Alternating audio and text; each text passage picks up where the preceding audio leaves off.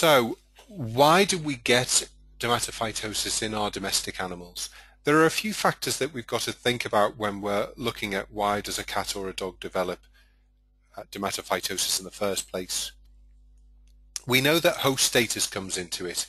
So the situation of the dog or cat, certainly in cats, is there any FeLV or FIV status? Is it on any medication like steroid that may lower its immunity and make it more prone to picking up infection? Host immunity to dermatophytosis is also important. And we know that certain individuals, certain breeds are much more prone to dermatophytosis than others, and we'll talk about that in more detail as we go through the webinar.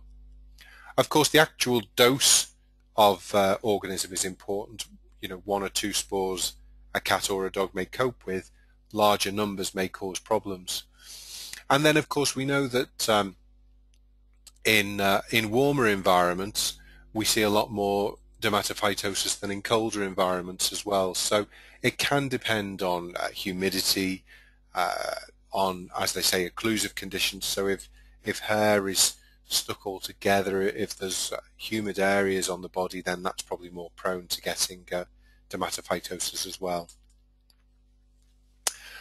One of the tips that I learned a long time ago, any of you who are interested in small animal dermatology, we have the book Small Animal Dermatology by Scott Miller and Griffin. Is that right? Scott Miller and Griffin, that's right. And Professor Danny Scott in that book said if it looks like ringworm, it probably isn't.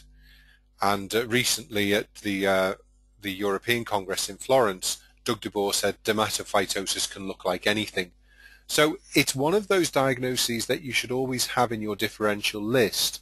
But if you see a dog, as I mentioned previously, coming in with lots of circular lesions on its body, it's much more likely to have a bacterial infection than to have ringworm.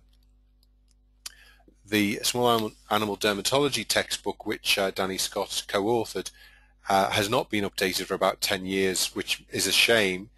He's retired from the publication and we're waiting on the next edition. But it's still got a lot of information in, and if any of you have it, it's well worth looking at the chapter on fungal diseases. So clinical signs, certainly we can see, you know, cats may lose hair, there may be scale, erythema and hyperpigmentation, and we've got a cat there. This picture is courtesy of David Bentley.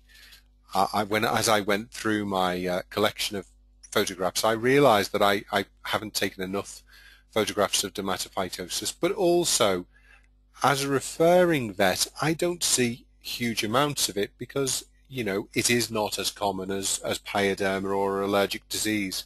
So I don't see a lot of it. Obviously, if you're working with lots of catteries, rescue centres, you're much more likely to see it. So you should be aware of it.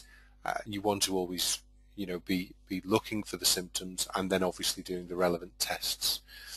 The dog on the bottom was a dog that I saw that had Trichophyton mentagrophytes and was probably caught. This was a dog that went down holes ratting, had probably been caught from, you know, a wild species. These are some photographs that I've borrowed from the Janssen publications, again just to give you some more areas that you can look at to see some pictures of how dermatophytosis can present in dogs and in cats. So we see scale there, we see erythema, we see hyperpigmentation, we see quite a high degree of alopecia in the dog on the extreme right over here. And these can be, you know, quite severe conditions, and it is important in those conditions to consider doing fungal cultures. In cats, as you see, we can often see erythema, areas of alopecia. You'll notice that is a long-haired cat. Long-haired cats do seem to be more prone to this disease than short-haired cats because it takes a lot longer for the dermatophyte to grow out, and of course when it sheds its hair it really is producing a lot of infection into the environment as well. And you can see there crusts and erythema on the cat on the right there and there. Classic round lesions, as we said, are actually quite rare, and you'll notice I think this is a sphinx cat, so it is naturally bald. But it is always a good idea to clip these cats so that you can see the lesions more, and of course at the same time you're reducing the infective load of hair that's affecting both the cat and the environment.